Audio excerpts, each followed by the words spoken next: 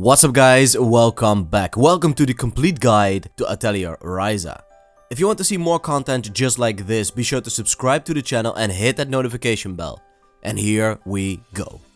Atelier Ryza, Everdarkness and the Secret Hideout is the latest Atelier game in the long-running series, a series which is known for its in-depth crafting mechanics or synthesizing and story-driven adventuring.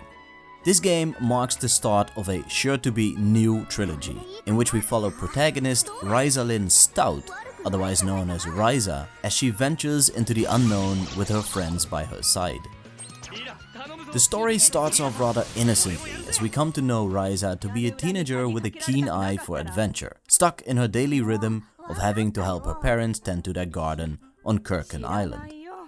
Ryza has always been interested in alchemy, the merging together of various resources in order to create something new. Something which isn't at all appreciated by the somewhat backward community thinking as is found on the island. Neither is there much enthusiasm found anywhere for adventure-seeking youngsters. The reasons for this mentality are revealed the further the story progresses. Ryza, as we soon find out, isn't held back by any doomsday folklore or otherwise cautious behavior, and she, together with her childhood friends, Lent and Tao, sets out to create a place for themselves in the middle of the woods, Atelier Ryza. It is here that she places her cauldron, sets up shop, installs a desk, bed and everything necessary to our adventurers as a genuine hideout. This becomes the point of departure for all of your trips across the island and the hinterland. On their adventures, they'll meet many people, the most important of all, stereotypical shy girl Claudia, fellow alchemist Ample, and warrior woman Lila. Claudia, daughter of a traveling merchant, soon becomes friends with the initial band of three. Ample finds himself comfortable in the role of teaching Ryza all the intricacies of alchemy, and Lila starts off training Lent to become the strongest warrior he can possibly be. The story is nicely paced out and will have you meet every islander and discover every corner of the map. And the map is vast in this game. Thankfully, there is no time limit, as is common with the earlier Atelier games, making it so that you can truly explore the 3D environments to your heart's content. But more on that later. In terms of plot twists, there are two truly inspiring events. The first of which is the discovery that all of the inhabitants of Kirken Island are descendants of the Clint Kingdom, a kingdom relying on the powers of alchemy as they strip down the world of the Oren, leaving it but a barren wasteland full of monsters known as the Felucia. This world is unlocked late in the game, bearing the name the Underworld. It is here that they meet Kylo, the last of the Oren, and find out that Lila crossed over from this world.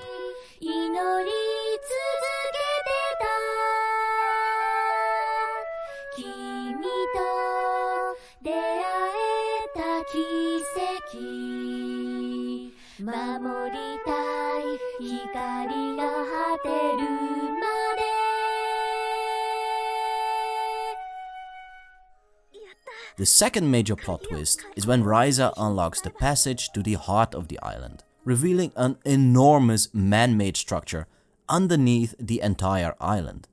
Not only does this look amazing, it is explained that the island has been created by the Clint Kingdom through high-level alchemy as a last resort for the survival of the people under the threat of annihilation. Because of the greedy nature of the rulers of the ancient kingdom, overreaching and throwing themselves into a pit of doom, over the course of time the history books turned this into a cautious folklore with strict rules regarding leaving the island, venturing into the unknown, and the practice of alchemy. Towards the end of the game, they find out that the Felucia are planning an invasion, that the island is sinking and drifting away, and that the ancient machines which regulate everything on the island, from the flow of water to keeping the island in place, are at the end of their power supply.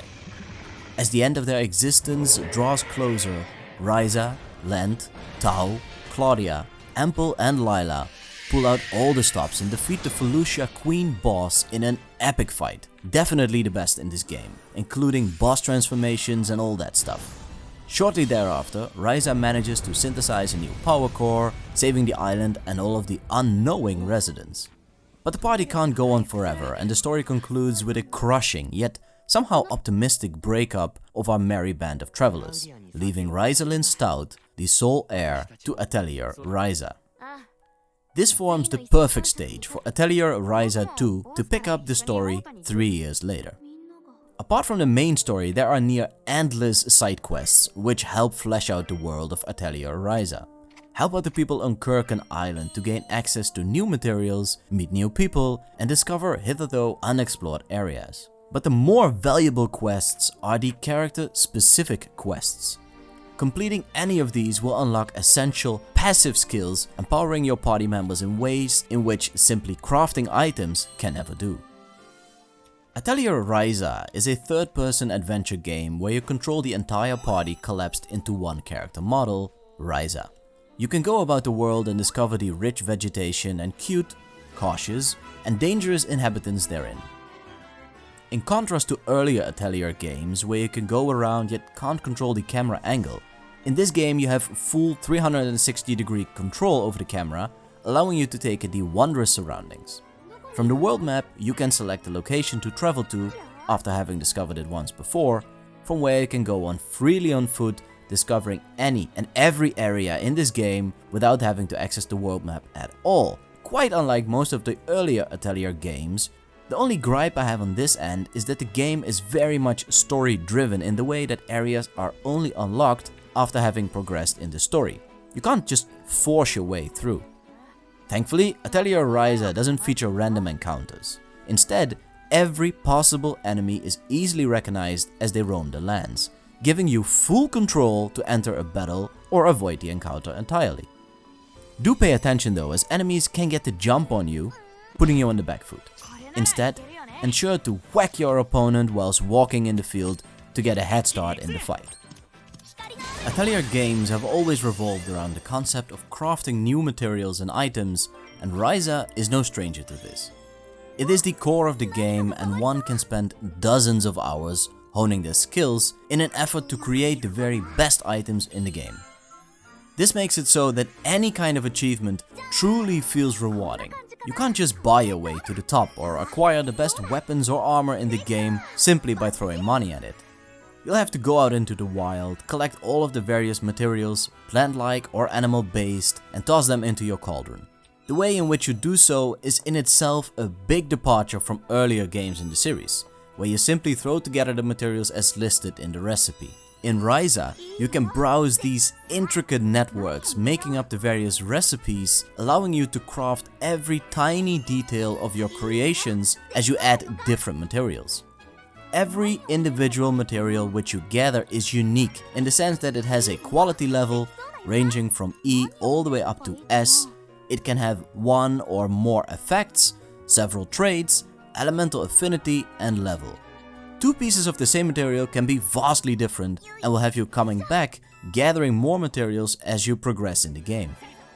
By understanding which effect and trait or how the quality level influences the synthesized items you create, you become a better alchemist as you level up, and you'll be able to finally craft that desired top tier weapon or piece of armor.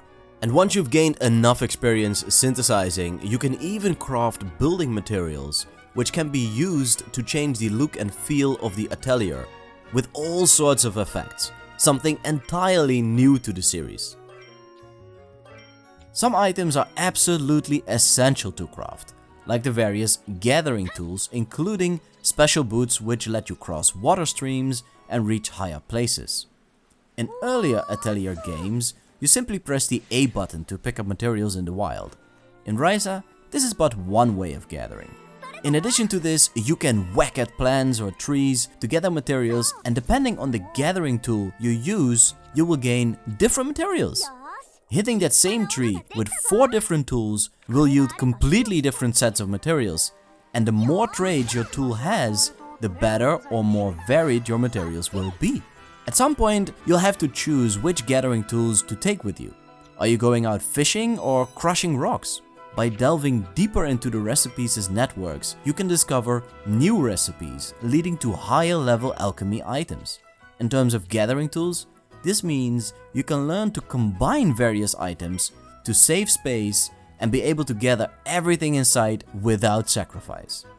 If you think synthesizing ends here, you're sadly mistaken, as you can exchange materials for gems, a process known as gem reduction. These gems can then be used to further enhance your crafted items as you keep on adding materials at the cost of said gems. When it comes to weapons and weapons only, you can enhance them even more by giving them a so-called weapon buff. Add synthesized items to your weapons, giving them simply stats boost, or add several effects. The further you progress in the story, the bigger your alchemic palette gets. Instead of using up rare materials to craft unique items over and over again, you can simply craft it once and duplicate it at the cost of gems using your multiply cauldron. Another really nice feature which sets this game apart from other games are the travel bottles. Sure, Atelier Ryza's world is vast and bountiful, but if the world is still too small for you or you want to gather specific materials, add materials to your travel bottles and create a new mini world for you to explore. The best thing here is that you can create a world, let it generate a password and share it with your friends for them to access it directly. As essential as adventuring is to this game, so too is battling various enemies to progress through the story and collect the many materials exclusive to specific enemies. And in that regard, Atelier Ryza delivers a complete meal, nothing excluded. In essence, it is a turn-based RPG battle system, much like the previous installments. But where it differs is that it is a real-time turn-based system, similar to, for example, Final Fantasy VII. It is a very dynamic, high-paced affair with various strategic layers to it. Watch the flowchart in the bottom left corner to see whose turn it is. And when the character you're controlling at that moment is lined up, you can execute either a regular attack, a skill attack, move into a different position, or use an item. Executing skills will use up AP points, which you gain by successfully landing attacks. These points, moreover, can be used to increase your battle tactics level all the way up to level 5, something which in reality is only possible when fighting really strong opponents. This makes it so that you have to balance your use of AP points in a clever way. Either throw in a quick skill attack or save up and increase your tactics level, effectively increasing everyone's stats and activating passive skills. During the fight, your party members will ask you to perform specific actions, and when you manage to pull these off, they in turn will unleash an action order, chaining together your attacks to great effect. If your opponent is preparing to perform a big impact hit and you have enough AP points to cut them off by using a quick attack, and you are successful in fulfilling a specific request by your party members, they will unleash an extra order, once again chaining attacks, this time much more powerful. Check it out.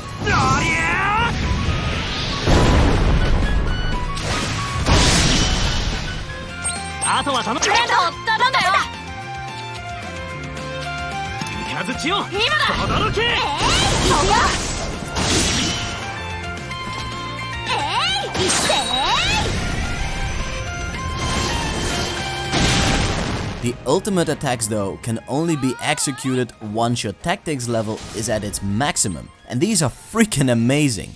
Let's have a look.